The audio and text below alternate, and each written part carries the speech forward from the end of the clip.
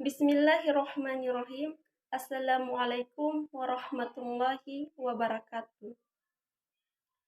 Perkenalkan, nama saya Rosdala Iwan. Saya dari program studi pendidikan Bahasa Arab Fakultas Tarbiyah dan Ilmu Keguruan Institut Agama Islam Negeri IAIN Ternate. Video ini merupakan salah satu tugas untuk memenuhi mata kuliah Qawaid Al-Imla dengan tema Alif Tanwin Nasab wa Alamatut Tarkim. Kita masuk pada pembahasan pertama, yaitu tentang alif tanwin nasab. Jika ada kalimat Arab yang berharakaat dengan tanwin nasab, artinya ia beri-i'rab nasab, baik menempati posisi sebagai maf'ulun bih, ma'a, mutlak, hal tamis, dan lain sebagainya. Yang termasuk masbatul asma atau isim-isim yang dibaca nasab dan biasanya berbentuk isim mufrad, sehingga harus diakhiri atau di-i'rabi dengan tanwin nasab. Maka ada kalanya diakhiri atau ditambahi dengan alif yang disebut dengan alif tanwin nasab, dan ada kalanya tidak ditandai dengan alif tanwin nasab. Kita masuk pada isim-isim yang tidak ditambahi dengan alif tanwin nasab. Yang pertama itu ada isim yang diakhiri dengan ta marbuto. Contohnya maktabatan. Contoh keduanya itu sujaatan.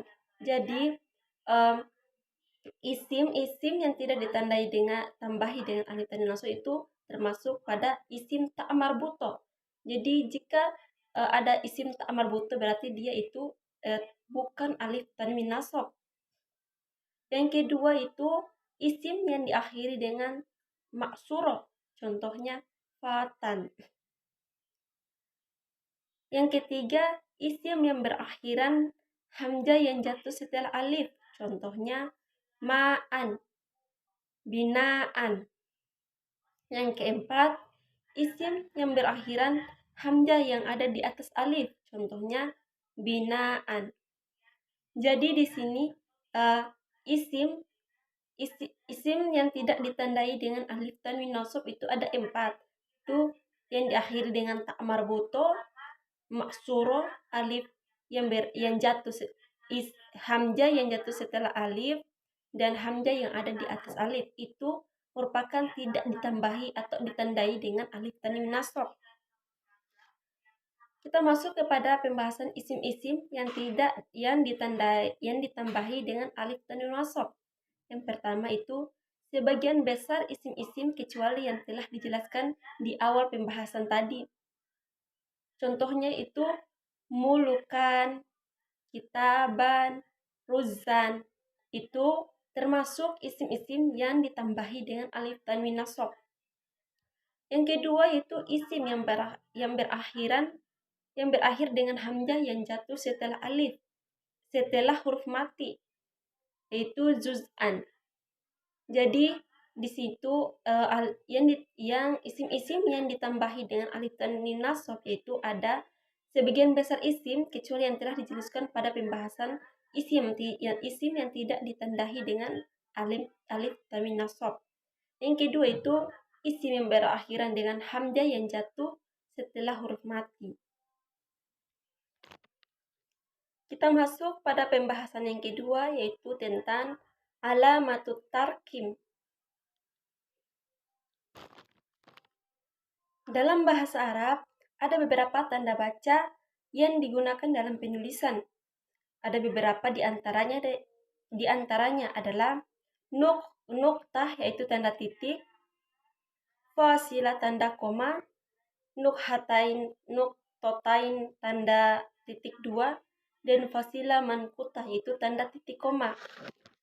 Kita masuk pada pembahasan pada yang pertama, yaitu nuktah, tanda titik. Ya, tanda baca nuktah atau tanda titik. Nuktah adalah tanda baca dalam bahasa Arab yang digunakan untuk berhenti pada suatu bacaan. Ditandai dengan tanda titik. Tanda ini lazim diletakkan pada akhir kalimat yang sudah berfaedah sempurna. Contohnya yaitu al-kalamu huwa lafzul murakabul mufidu bil wad'i, yang artinya kalam adalah lafaz yang tersusun, berfaedah sempurna, disengaja dan berbahasa Arab. Selanjutnya kita masuk pada fasilah, yaitu tanda koma. Fasilah atau faslah adalah tanda baca yang umum digunakan dalam kalimat sebagai tanda untuk berhenti sebentar, yang dilambangkan dengan tanda koma. Tanda baca al-fasilah lazim terletak di antara kalimat yang membentuk kalam. Contohnya, inna sottaqiyah yakhaf yakhawullah fullah wala yu'bi ahadan wala yuzlimu. Itu adalah contoh tanda baca fasilah yang berada di antara kalimat yang membentuk kalam.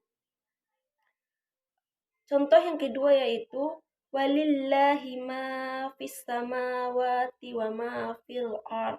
Itu adalah contoh tanda baca fasilah yang berada di antara kalimat atau kata yang disambung dengan kalimat lain, yang artinya dan miliknya Allah semua yang ada di langit dan semua yang ada di bumi.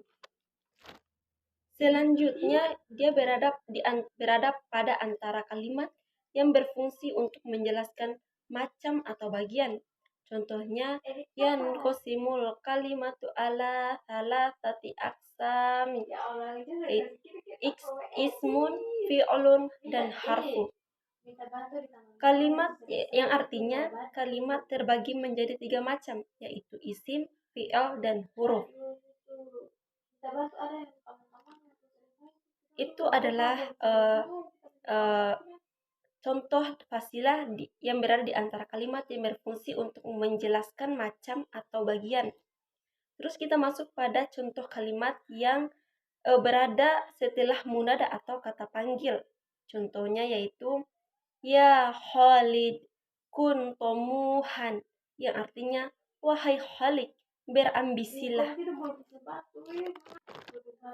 Alamatut tarkim yang ketiga yaitu tanda baca titik 2, yaitu nukhatain, nuktotani. Nukhatain adalah tanda baca yang memiliki tanda titik 2.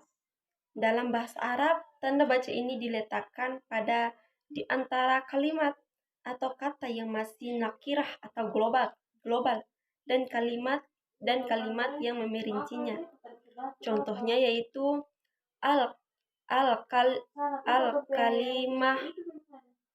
al-kalimatu ismun wa fi'lun wa harfu, yang artinya kalimat atau kata berbentuk isim, fi'il, dan huruf. Kedua, yaitu di antara kalimat yang menyerankan perkataan atau ucapan. Contohnya, qala uhubbuki, yang artinya dia berkata, aku menyukaimu. Kita masuk pada alamatul tarkim yang keempat, yaitu tanda baca titik koma, yaitu fasilah manqutah. Fasilah manqutah adalah tanda baca yang digunakan untuk berhenti dalam suatu bacaan, yang disimbolkan atau dilambangkan dengan tanda titik koma. Tanda baca ini lazim diletakkan di antara tanda baca fasilah manqutah yang lazim diletakkan di antara kalimat yang panjang dan masih dalam satu paragraf yang sama. Contohnya innan nasa la yanzuruna ila zamanil ladzi amala fih wa innama yanzuruna ila miqdari jaudatihi, yang artinya sesungguhnya manusia tidak memandang waktu yang dihabiskan selama bekerja, tetapi memandang tingkat kualitas yang dimilikinya. Yang kedua yaitu yang terletak di antara dua kalimat, yang dimana kalimat tersebut menjadi penyebab dari kalimat sebelumnya.